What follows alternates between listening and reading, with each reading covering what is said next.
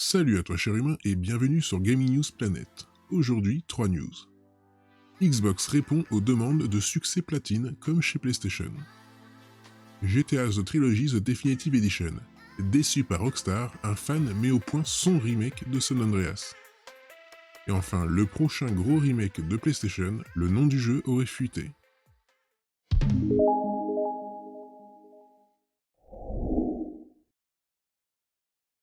On se retrouve sur Xboxygène.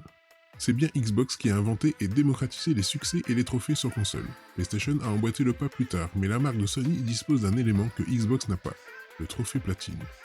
Sur Xbox, chaque jeu dispose d'environ 1000 G, points de Gamerscore.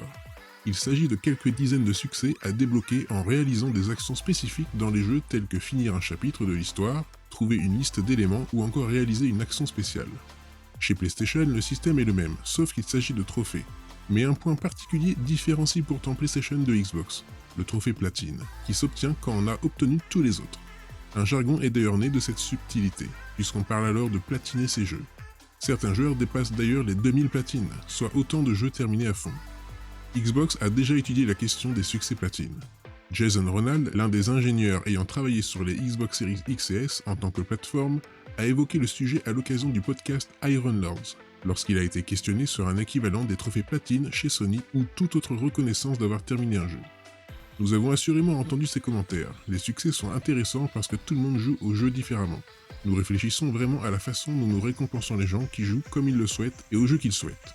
Il y a des joueurs qui préfèrent simplement jouer en multijoueur. Que faisons-nous pour les récompenser et montrer leur progression ou des choses comme ça? Il y a d'autres personnes qui aiment jouer à des tonnes de jeux différents. Alors comment allons-nous de l'avant pour respecter cet investissement? Et puis il y a d'autres personnes, comme moi, qui suis un complétiste et qui veut littéralement tout terminer dans un jeu. Jason Ronald ajoute qu'il s'agit donc d'un équilibre à trouver, mais que c'est bien une problématique dont ils ont conscience chez Xbox. Il n'y a rien à annoncer aujourd'hui, mais c'est certainement une priorité pour nous quand nous regardons vers l'avenir. On se retrouve sur jeuxvideo.com. Lancée le 11 novembre dernier, la trilogie Grand Theft Auto, dans sa version définitive, n'a pas eu l'effet escompté par Rockstar auprès des fans. Pire encore, la grogne des fans a contraint le studio de développement à présenter ses excuses et à mettre en place quelques compensations, notamment pour les joueurs PC. À ce propos, un joueur déçu par l'état dans lequel est sortie la trilogie s'est lancé dans un ambitieux projet. L'entreprise de reconquête auprès des joueurs risque d'être difficile pour Rockstar, quand bien même le studio s'est excusé publiquement en promettant l'arrivée de nombreuses mises à jour dans les semaines, voire même mois à venir. Dans un récent communiqué, le studio de développement annonçait qu'un premier patch allait bientôt arriver. Et c'est désormais chose faite, puisque l'on vous détaillait longuement les correctifs apportés par les patchs 1.2 plus tôt dans la journée. Mais pensant que Rockstar est à pied d'œuvre pour rectifier le tir, certains modeurs, dont l'utilisateur Reddit Ghost in Hell fait partie, s'amusent à recréer le jeu dans leur coin en signe de protestation, et le résultat paraît bien moins buggé que ce que l'on a pu voir défiler durant les derniers jours. Devant la déception suscitée par le rendu final de la trilogie Grand Theft Auto, qui, rappelons-le, contient GTA 3, GTA Vice City et GTA San Andreas, certains n'ont pas hésité à se ruer sur leur clavier et leur souris pour tenter de mettre au point une version remasterisée digne de ce nom des anciennes gloires de Rockstar. C'est donc dans son coin que l'utilisateur Reddit Ghost in Hell a tenté de reproduire une version améliorée de GTA San Andreas. Parti de zéro, l'utilisateur a récemment partagé un extrait vidéo du travail qu'il est parvenu à accomplir jusque-là. Son objectif est de réussir à reconstruire le jeu dans sa globalité, une tâche monumentale, certes, mais qui, pour le moment, offre un rendu prometteur si l'on tient compte du fait qu'il s'agit d'un travail solo. Néanmoins, l'ombre de Take-Two plane toujours au-dessus de ce type de création. On l'a vu par le passé. Pour le lancement de sa trilogie GTA, Take-Two Interactive a fait le tri au sein des projets réalisés par la communauté de joueurs fans de la licence, et ce sans prendre de gants. Ainsi, le projet de l'utilisateur Ghost in Hell pourrait être compromis, d'autant qu'il s'agit d'un projet d'envergure qui va plus loin que le simple mode environnemental, même s'il ne contient pas encore d'éléments de gameplay si on se fie à l'extrait publié. Face à ce genre d'ambition, il est possible que Take-Two réagisse car Rockstar va tout faire pour peaufiner son titre afin qu'il arbore le rendu graphique qu'il aurait dû avoir le jour de son lancement officiel. Malgré tout, les modeurs ne s'avouent pas vaincus, et de plus en plus se lancent dans la création de ce genre de contenu pour souligner leur mécontentement. Et enfin, on se retrouve sur Jeux Vidéo Live.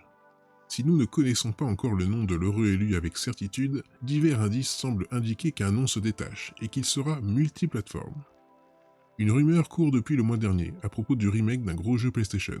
C'est la chanteuse Aiba McMahon, plus connue sous le nom de Ava, qui avait révélé lors d'une interview à une radio irlandaise qu'elle avait enregistré une chanson en langue irlandaise pour ce jeu avec Michael McLean.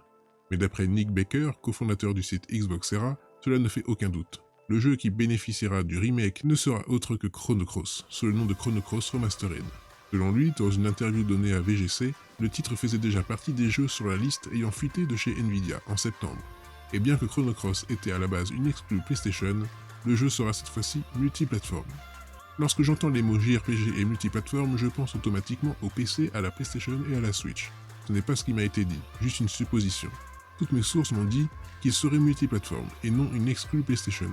Mais je pense que cela prête à confusion parce que PlayStation est censé l'annoncer. Donc tout le monde pense que ce sera une exclue. Mais ce n'est pas toujours le cas. Je ne sais pas si la Xbox fait partie des consoles concernées, je suppose que ce n'est pas parce que c'est un JRPG. Un autre indice pouvant aller dans ce sens est que, un peu moins de 2 semaines avant l'interview d'Ava, Yasunori Mitsuda, le compositeur de Chrono Cross, avait tweeté une photo de Maglin et de sa fille se préparant à chanter. De plus, Ava était la chanteuse du groupe Anona, fondé par Maglin. Bien évidemment, ces infos sont à prendre avec la plus grande des précautions. Nous ne saurons sûrement cela que lors des prochains Game Awards, prévus le 9 décembre 2021, étant donné que Sony n'a pas d'autres événements prévus jusqu'à Noël. Et voilà, c'est la fin de cette vidéo, j'espère qu'elle vous aura plu.